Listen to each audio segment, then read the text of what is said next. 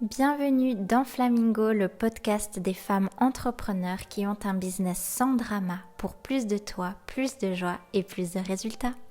Je suis Magali, fondatrice d'Emana, ton hôte et ta coach pour ce podcast qui va t'activer, t'inspirer, te passionner et te transformer. Est-ce que toi aussi, comme les flamants roses, tu as tendance à perdre ton éclat et de ton rayonnement à force de t'occuper à outrance des autres et de te faire passer en second plan? Si c'est le cas, ce podcast va devenir ta nouvelle série préférée. J'ai eu envie vraiment d'inviter les femmes à goûter à mon univers au sein de vraies discussions profondes, sans filtre et au sein de coaching parce que oui, le coaching c'est la base. C'est vraiment ce qui nous permet de nous créer cette vie sur mesure, passionnante, pleine, où l'on revendique notre accès et notre droit à tout ce qui fait frétiller notre cœur. Tout avoir, oui, gagner plus, faire moins, ne plus s'épuiser. Et le coaching, c'est ce qui va nous rappeler que l'on est en sécurité de briller et de devenir sa priorité en réalisant ses rêves les plus grands et en transformant ses rêves en projets et accomplissements concrets. Je me réjouis pour toi que tu dégustes chaque épisode où tu découvriras des sessions de coaching puissantes avec des femmes merveilleuses, mais aussi plein de surprises. Alors installe-toi confortablement et laisse-toi toi aussi guider vers cette vie vibrante, colorée, libre, fertile, où tu te remets au centre et tu observeras tous tes projets et tout ton monde se sublimer. C'est parti pour l'épisode du jour. Bienvenue dans ce nouvel épisode que je suis trop contente d'enregistrer au moment où je le fais. Je suis dans mes toutes dernières semaines de grossesse. Au moment où il sera publié, ce sera bien plus tard, mais j'avais envie de faire quand même un épisode avant l'accouchement, faire une sorte de bilan. Je ne sais pas exactement comment je vais appeler cet épisode, mais voilà, en tant que femme, que personne très créative qui a choisi une vie libre, qui a choisi de tout avoir, qui a décidé de devenir maman et avant ça d'être entrepreneur. Je pense qu'il y a tellement de parallèles, de choses en conscience que je peux aborder, que tu sois maman ou pas, que tu aies envie, prévu de l'être ou pas, vraiment. C'est pas ici à propos de la maternité, la grossesse, mais vraiment, je pense que si tu as déjà écouté ou vu certains de mes contenus, tu sais que c'est toujours une approche beaucoup plus profonde et consciente. Donc, je pense que j'aurais posté avant cet épisode-là un épisode que j'avais tourné il y a longtemps quand j'étais dans mon premier trimestre. Et là, comme je l'ai dit tout à l'heure, je suis vraiment dans mes dernières semaines. Donc justement, j'ai réécouté l'épisode que j'avais tourné au tout début de grossesse et c'est trop drôle. Enfin, je suis trop contente de l'avoir fait. Et vraiment, chacun des trimestres a été assez différent dans mon approche, dans ma relation à ma créativité, à mon business, dans mon évolution personnelle, parce que finalement, on va en parler, mais la grossesse, c'est un petit peu comme l'entrepreneuriat, c'est un prétexte, je pense, que choisit ton âme pour continuer à grandir, évoluer et à venir faire ce que tu es vraiment venu faire sur Terre. J'espère que tu vas bien m'entendre parce que là, je suis allongée sur mon petit coussin de grossesse tellement confortable que j'ai acheté, mais dès que j'ai su que j'étais enceinte, oh mais quel meilleur investissement que j'ai jamais fait. Tu sais, ces coussins en U, c'est vraiment, je sais pas si c'est grâce à ça, mais j'ai eu aucune douleur au dos pendant cette grossesse, donc je pense que c'est aussi grâce à ce coussin. J'ai beaucoup de choses à dire, j'ai pris 2-3 notes sur les points que j'avais envie d'aborder, mais j'ai pas de structure rigide. On va voir où tout ça me mène. Je vérifie juste que j'enregistre bien parce que là voilà, je pense que ça me saoulerait si je n'enregistre pas. Ok, donc déjà, je pense que je ferai un autre épisode à part entière sur pourquoi j'ai voulu faire un enfant. On parlait de ça avec ma cliente. C'est impressionnant comme dans notre société, j'ai l'impression quand une femme n'a pas envie d'avoir d'enfant, on lui dit mais pourquoi tu veux pas d'enfant? Et elle doit se justifier. Déjà, personne ne devrait avoir à se justifier sur quoi que ce soit. Mais par contre, quand quelqu'un dit ah bah voilà, avec mon conjoint ou ma conjointe ou toute seule, j'ai décidé de faire un enfant, là, personne ne demande pourquoi. Et moi, ça m'a toujours fascinée, comme dans la plupart des couples, alors de moins en moins avec l'éveil des consciences, etc. Enfin, en tout cas, les personnes, les environnements vers lesquels je me dirige, mais disons, de manière générale, c'est t'es en couple depuis X années et tu fais un enfant et personne ne se demande pourquoi. Bref, mais si je m'embarque là-dedans, tout va être autour de ça, donc je pense que je ferai un épisode dédié. Mais donc voilà, mon conjoint et moi avons décidé de faire un enfant et nous voilà sur le point d'être parents dans quelques semaines. Franchement, c'est tellement cool comme expérience, enfin, je suis vraiment trop contente et trop reconnaissante de vivre ça. J'ai eu une grossesse de luxe, vraiment, enfin, elle n'est pas finie, hein. Là je suis encore enceinte, hein, mais en tout cas à l'heure où j'enregistre cet épisode, vraiment magnifique, enfin, j'adore être enceinte, je trouve ça incroyable. Et j'ai vraiment envie d'aborder plein de points en lien avec tout ça, en lien avec la perception, qu'est-ce qu'une bonne grossesse, qu'est-ce que ça veut dire aussi quand on est entrepreneur, en termes d'identité, quand on a fait le travail, enfin bien sûr le travail n'est jamais fini, mais quand ça fait plusieurs années qu'on fait ce travail sur soi, en termes d'identité, qu'est-ce que ça veut dire, le regard des autres, le rapport avec la société qui finalement, il y a beaucoup d'injonctions, comme pour le business, de messages, d'attentes, enfin, ah là là, il y a tellement de choses à dire et je vais voir ce qui sort aujourd'hui. Déjà, je pense que le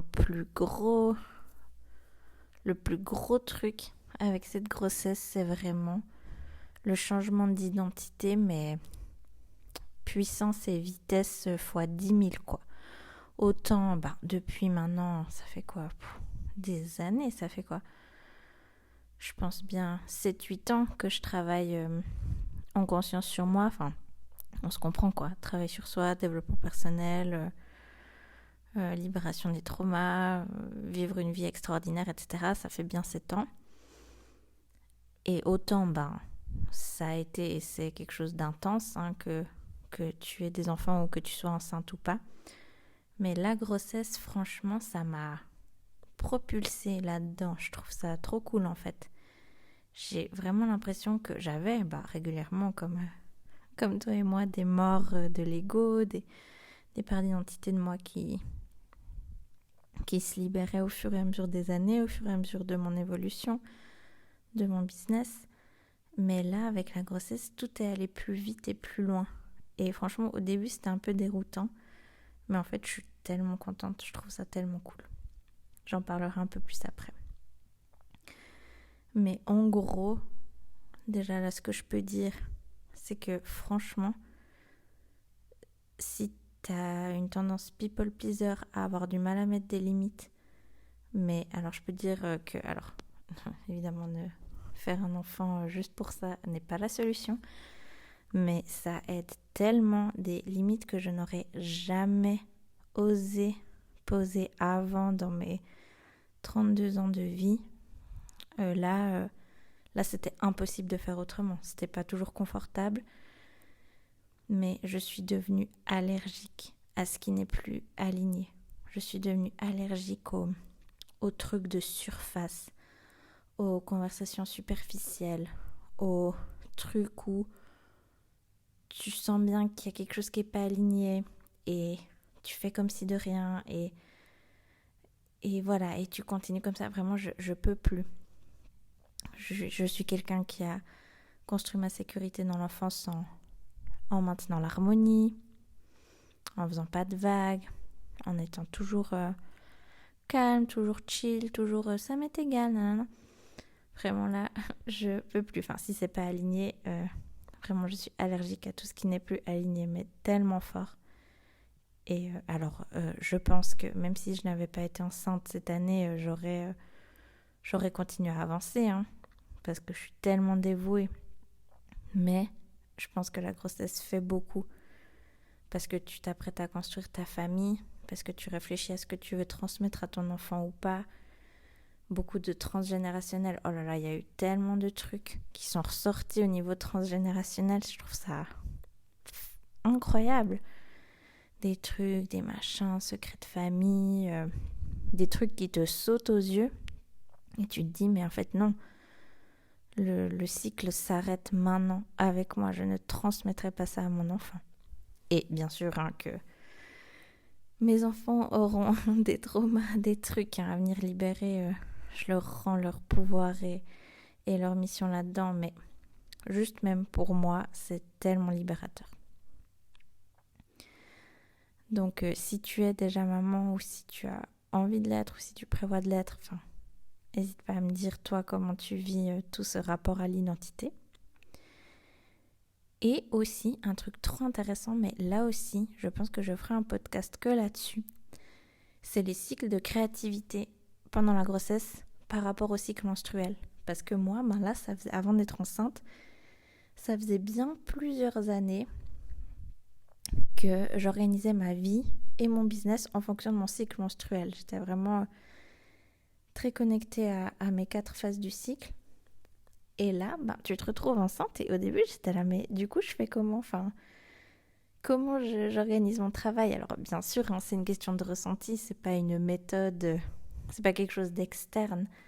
Mais j'ai trouvé vraiment ça intéressant dès le début de la grossesse. Je me suis plongée là-dessus. Ok, moi j'ai l'habitude de ma petite phase menstruelle, petite phase folliculaire, ovulation, phase lutéale et j'étais là, mais en fait c'est quoi ? Et en fait je trouve que chaque trimestre ressemble un petit peu à une phase du cycle, sauf que c'est plus une semaine ou quelques jours, c'est plusieurs mois. Mais ça aussi, je ferai un podcast là-dessus parce que j'ai trop de choses à dire. Et en ce moment, là donc, je suis dans mon dernier trimestre de grossesse, vraiment mes toutes dernières semaines avant mon terme. Et ce que j'observe, si je fais le lien avec les phases du cycle, alors oui, ça ressemble un petit peu plus peut-être à la phase lutéale et encore, ou la phase menstruelle, franchement, c'est trop intéressant. J'ai à la fois un besoin de calme et de recentrage, vraiment. Alors là, j'approche des dernières semaines, je ne veux plus voir personne. Déjà que j'allais dire j'ai la chance, mais non, mais je vois pas, enfin c'est pas que je vois 1000 personnes, enfin si je passe du temps avec des gens, c'est vraiment hyper intentionnel. Enfin pour moi, mon énergie c'est précieux, je ne peux plus la gaspiller en entretenant des relations pour faire plaisir ou me forcer. Enfin voilà, les gens que je vois, c'est vraiment hyper intentionnel et trop précieux et ça me ressource. Mais là vraiment justement je fais encore ce podcast parce que ça me fait trop plaisir et là je suis en train de, j'en parlerai après, mais là je suis en train de mettre sur pause aussi mes programmes, mes services. Et là même si ça je sais que je pourrais continuer jusqu'au dernier jour, mais là je m'apprête à rentrer dans ma grotte. Vraiment, j'ai vraiment besoin de calme, de recentrage, de commencer gentiment mon deuil parce que on le sait, hein, la naissance c'est l'accouchement, la naissance c'est aussi une renaissance pour la maman, mais qui dit renaissance dit mort. Et bien sûr je ne peux pas encore faire mon deuil maintenant parce que je n'ai pas encore accouché, mais je sais qu'il y a un deuil qui m'attend, donc là j'ai envie d'être dans ma grotte. Donc autant j'ai ces besoins de calme, Je suis pas spécialement fatiguée, enfin ça dépend des jours. Il y a des jours où je suis plus fatiguée que d'autres. Des fois j'ai des pics d'énergie vraiment que j'avais pas du tout, par exemple au premier trimestre. Et aussi ce fameux nesting, tu sais, cette nidification, je connaissais pas du tout avant d'être enceinte. Tu sais, ce besoin de structurer, de ranger, de préparer ton espace, de faire du tri. Franchement, c'est trop drôle. Par exemple, j'ai eu absolument besoin de trier chaque objet que j'ai chez moi, vraiment de savoir qu'est-ce que c'est, pourquoi c'est là, je jette, je garde. J'ai genre taillé tous mes crayons de couleur que j'utilise jamais. Enfin, vraiment, c'est trop drôle. Et j'ai plus de patience, comme je disais avant, pour le superflu, pour le superficiel. Mais ouais, que ce soit dans mes possessions, mais aussi vraiment dans mes relations, dans là où je mets mon énergie, vraiment, non mais plus de patience quoi, plus de vraiment, j'ai besoin d'alignement et d'efficacité. Et franchement, mais si tu m'écoutes, c'est certainement que tu es entrepreneur aussi, ou du moins que au-delà, on s'en fiche, hein, entrepreneur ou pas, mais plus, c'est que tu es leader de ta vie, quoi, que tu vis une vie en conscience. Et franchement, l'entrepreneuriat en conscience, le travail sur soi, mais c'est la meilleure préparation à la grossesse. Je suis tellement contente d'avoir fait tout ça. D'ailleurs, c'était le plan, hein, d'avoir fait tout ce travail, tout ce déconditionnement, ces déconstructions avant d'avoir un enfant. Parce que mon Dieu, mais si j'avais fait un gosse avant, tout aurait été juste, hein, parce que chaque enfant vient au monde à un moment pour une raison. On peut pas faire les choses justes ou parfaites. C'est pas à propos de ça. Mais quand je repense à comme j'étais avant, il y a une dizaine d'années, aussi dans une ancienne relation, mais j'ose pas imaginer quelle grossesse et quelle parentalité j'aurais vécu. Mais bref, tout ça pour dire que vivre et entreprendre en conscience, c'est la meilleure préparation à la grossesse. Je suis tellement contente d'avoir fait les choses dans cet ordre-là. D'abord l'entrepreneuriat et ensuite la parentalité. Parce que ça m'a apporté tellement. Une fois, je parlais avec ma gynéco que, évidemment, je m'étais retrouvée à coacher. Parce que même quand c'est moi la patiente, souvent, les gens demandent à ma guidance. C'est assez impressionnant. Et justement, elle se lançait dans son propre cabinet en indépendant. Bon, ça, c'était déjà il y a plusieurs mois. Et puis, elle était toute stressée de se lancer et tout. Donc, je la rassurais un peu. Puis, elle disait, mais vous, du coup, vous avez d'abord fait l'entreprise et ensuite les enfants. Moi, j'ai fait le contraire. J'ai déjà mes enfants et après, je me lance en indépendante. Et elle était flippée et tout. Dans ma tête, j'étais là, mais t'inquiète, hein, t'es gynéco à Zurich, t'inquiète pas que tu vas trouver tes patientes, tes clientes et elles vont te suivre. Bref. Mais tout ça pour dire que l'entrepreneuriat en conscience a été la meilleure préparation pour cette grossesse. Et je pense pour la parentalité, mais ça... pas dans le sens que ça va faire que je saurai tout faire, comment faire. Mais en fait... Oui, voilà, c'est pas en fait que je me dis je suis prête parce que je sais ça, je vais faire ça comme ça. J'en sais rien.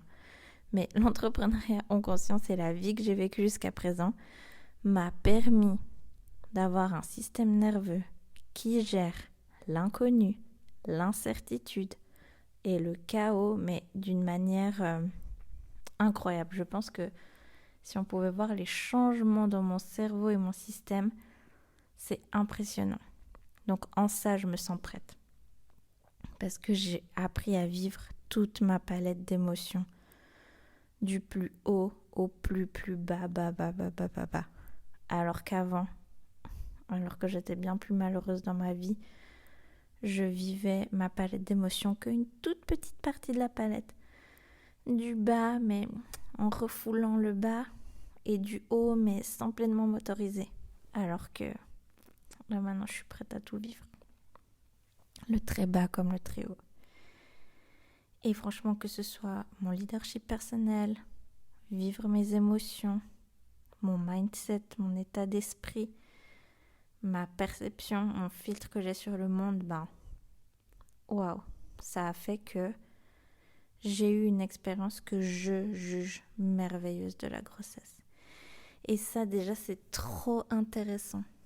Parce que comme tu regardes, souvent on me demande comment se passe ta grossesse. Et franchement, j'adore répondre à cette question avec par exemple mes amis, avec qui on peut vraiment parler des vraies choses. Mais quand tu reçois cette question un peu genre ça va, genre t'as un symptôme, t'as ça, enfin on s'en fout. Enfin non, on s'en fout pas. Je sais qu'il y a des symptômes qui peuvent être vraiment très affecter ton moral, etc. Je dis pas ça. Mais tout est perception dans le sens que j'ai eu des amis qui ont eu des grossesses qu'elles jugent merveilleuses et faciles. Et quand tu regardes, elles ont eu ça qui était hyper handicapant. Elles ont même peut-être été à des moments alitées ou des nausées à n'en plus finir. Et elles jugent quand même qu'elles ont eu une grossesse hyper cool, hyper facile. Et d'autres qui vont se plaindre ou dire « Ah, c'est la cata ». Mais si tu regardes en termes de ce qui s'est passé, il s'est rien passé de spécial. Donc là, de nouveau, je sais que c'est hyper délicat et j'ai la flemme de prendre des pincettes, franchement. Je pense que tu me comprendras si tu me prends le temps d'écouter ce podcast, mais tout ça pour dire que là, c'est pas à propos de la grossesse, c'est à propos de la vie. On croit toujours que c'est les circonstances qu'il faut quelque chose. On croit que si telle personne a vécu cette circonstance qui pour moi est la pire du monde, ça veut dire que cette personne souffre énormément. Alors que non, la vie n'est pas circonstancielle. La vie, c'est notre perception, notre filtre et notre puissance personnelle et non circonstancielle. Parce que je pense que s'il y a des personnes qui vivaient ces dernières années de ma vie avec mes circonstances, je pense qu'à des moments, elles auraient pété un câble et elles auraient dit « Mais mon Dieu, c'est horrible, c'est effrayant ». Alors que moi, je trouve que j'ai la plus belle vie du monde.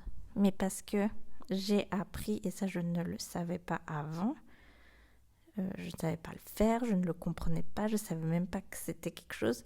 J'ai appris à vivre une vie et à me construire ma liberté et mon bonheur de manière non circonstancielle.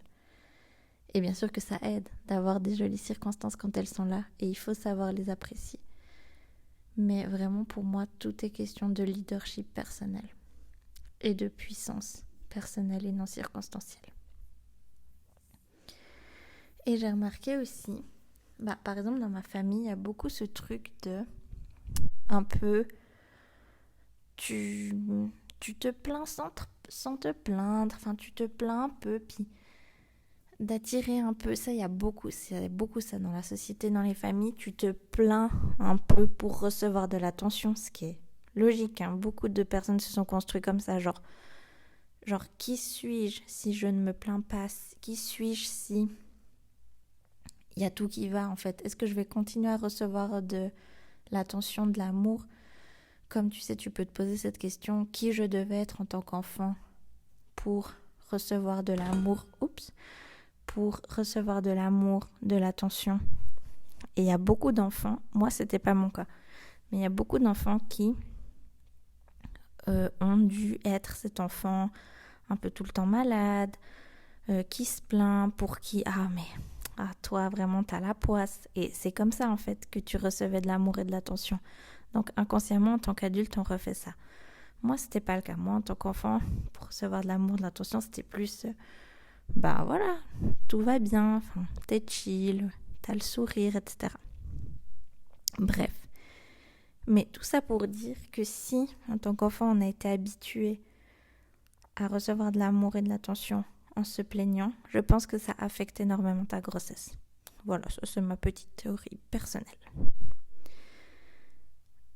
Donc, vraiment, je suis trop contente d'être qui je suis aujourd'hui avec ce mindset-là et cette identité parce que ça fait que je me réjouis de tout. Là même, je me réjouis de faire un épisode dans plusieurs mois sur mon expérience postpartum parce que là aussi, je sais que ce sera le next level. Là, c'est facile, mon petit bébé, il est à l'intérieur de moi.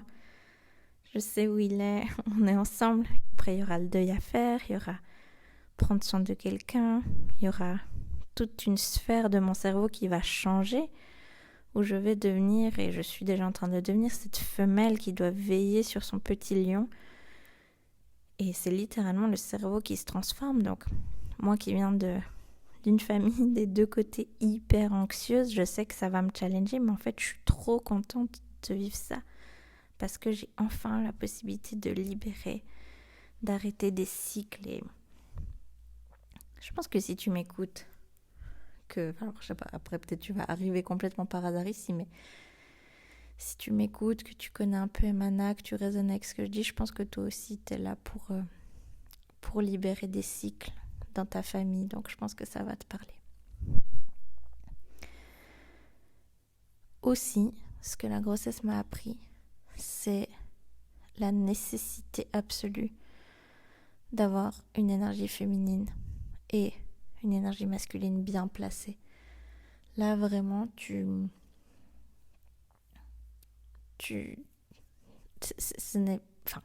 es littéralement en train de créer la vie. Tu es dans la plus belle expression de ton énergie féminine et en même temps du masculin, parce que c'est cet équilibre. On a besoin des deux.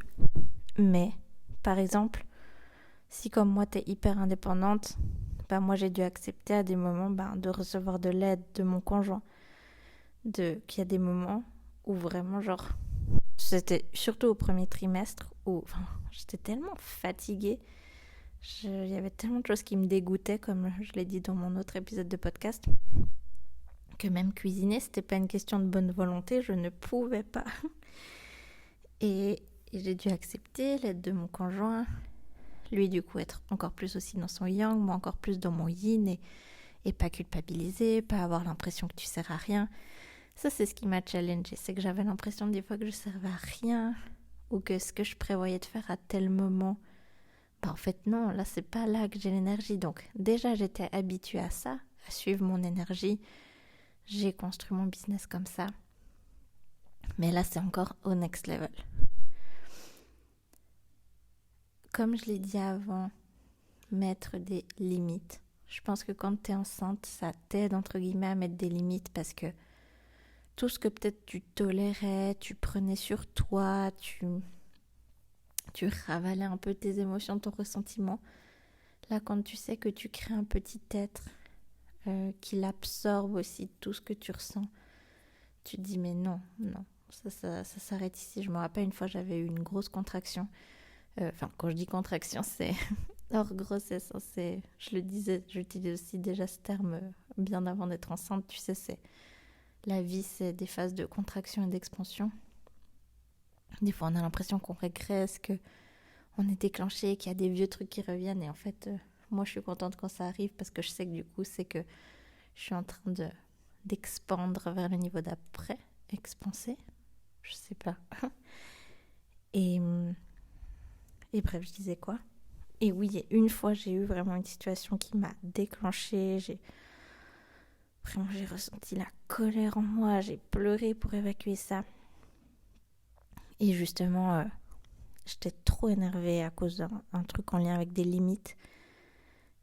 Et là, j'avais eu des toutes petites contractions. Tu sais, des petites contractions un petit peu tout à fait bénignes pour préparer l'utérus. Mais ça m'a fait peur et je me suis dit... Et je sais que c'était en lien avec un peu ce stress que j'ai ressenti dans le corps. Et je me suis dit, non, là c'est bon, c'est fini. On arrête, on met des limites. Je refuse que ça me touche autant et que ça touche mon petit bébé. Donc, waouh, tellement d'apprentissage en 9 mois. Incroyable. Aussi, j'ai commencé à écrire mon livre en plein premier trimestre. Donc, quand j'avais le moins d'énergie, vraiment, je me suis dit non, ça fait des années que je dis que je vais écrire un livre. Je savais pas quoi, quand, comment. J'ai déjà plein de pages qui sont déjà commencées. J'écris. Mais là, le concept m'est venu. Je l'ai pas fini, mais j'ai écrit. Donc, je trouve ça trop cool. Je me réjouis de publier ce livre. Et il y a aussi, en tant qu'entrepreneur, toute l'organisation du postpartum. Parce que, Voilà, enfin, mon business, c'est ma vie. Enfin, j'ai des clientes, j'ai des clients, j'ai des mandats. Et voilà, j'ai pas un congé maternité classique où, voilà, c'est bon, tu reçois ton petit salaire, tu viens plus travailler. Enfin, j'ai fait ce choix, je l'assume. Donc, comment je veux vivre ça? Comment je veux vivre ma grossesse? Comment je veux vivre mon postpartum? Et mais je suis tellement reconnaissante de mon business, de ma vie, de mon chéri, de mon couple, d'avoir pu justement vivre cette grossesse de luxe, d'avoir pu être à la maison quand j'étais fatiguée tout le premier trimestre. Là, c'était l'hiver, j'étais bien à la maison. Je devais pas sortir, je devais pas prendre les transports et je sais qu'en ça, je suis privilégiée. Même si je me suis créée cette vie avec beaucoup de courage et je sais pas si tout le monde serait prêt à le faire. Enfin, c'est pas la question, mais je suis privilégiée et je suis fière de moi d'avoir créé ça avec beaucoup de courage, de risque et d'audace. Mais vraiment trop bien d'avoir pu organiser la grossesse comme je voulais. Jusqu'au bout, même là encore, je coach mes clientes. Enfin, ça, il n'y a aucun souci vraiment. Même les fois où c'était surtout au premier trimestre, j'avais des petits symptômes inconfortables, genre des aversions alimentaires, de la fatigue.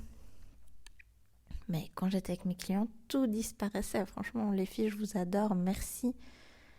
C'était un bonheur de faire ce que je sais le mieux faire.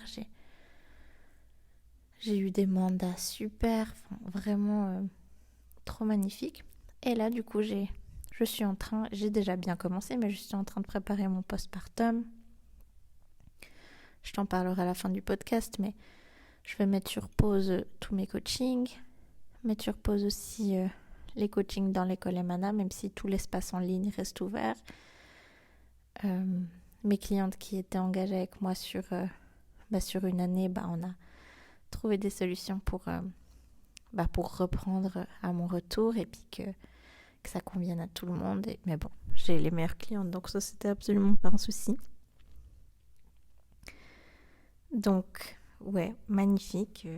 Des bonnes questions, des décisions à prendre, beaucoup de leadership, beaucoup de foi en l'inconnu. J'ai aucune idée comment ce postpartum va se passer. Je suis prête à tout. Je suis prête à ce que ce soit hyper dur. Je suis prête à ce que ce soit hyper facile aussi, parce que des fois, on est dans une société où la peur l'emporte et on nous vend des trucs atroces, alors que, oh là là, j'ai tellement d'exemples grâce à des merveilleuses amies que ça peut bien se passer. Et ça, ouais, c'est un point que je voulais aborder. Je pense que tu as déjà vécu ça, tu sais, les gens, ils ont toujours leur mot à dire, genre, oui, mais là, ça va, mais tu verras quand. Et ça, mais je me rends compte que toute ma vie, on m'a dit ça. Par exemple, en fait, dès que je faisais un pas vers quelque chose un peu challengeant, excitant, on me mettait en garde. En fait, et c'est normal, les gens vont projeter sur toi leur peur. On projette toujours nos peurs, nos normes, nos trucs, notre inconfort, nos rêves, nos ressentiments sur les autres quand ils ont un rêve ou quand ils font quelque chose de peut-être un peu différent. Ou même pas différent, mais quand ils font quelque chose pour eux. Je me rappelle quand j'étais partie de chez ma maman, que j'avais emménagé dans mon appart, je me réjouissais trop, puis je me rappelle, on m'avait dit, mais tu verras, ça va être dur, tu vas te retrouver toute seule. Toi qui es un peu anxieuse, je pense que ça va être un peu dur. Là, les premières nuits, les premiers moments, te retrouver toute seule. Et j'étais là, ok. Et en fait, mais mon Dieu, j'ai tellement aimé vivre toute seule. Oh là là, j'ai trop des bons souvenirs de ça. Et j'ai tellement appris à me sentir bien avec moi-même. J'adore. Même encore maintenant, j'adore être toute seule. Donc, ok. Non. On m'a dit, tu verras. Non, je vois pas. Quand je me suis mise en couple avec mon chéri, mon âme sœur, que après 2 semaines ensemble, on s'était inscrit à des cours de danse sur 3 mois, ou que on avait décidé d'aller voyager ensemble pendant 6 mois en Afrique du Sud. On a dit non mais attends, tu verras quand quand ça fera plusieurs mois ou années que vous êtes ensemble, la passion, elle va diminuer. Non, toujours pas. Quand on a du coup emménagé, enfin c'est marrant parce qu'on a emménagé ensemble en Afrique du Sud. Avant, on n'avait jamais eu l'occasion de vivre ensemble. Et quand on est parti vivre en Afrique du Sud, c'est là qu'on s'est retrouvés 24 heures sur 24 ensemble. Et on nous disait, tu verras quand vous serez 24 heures sur 24 ensemble, là ça va changer.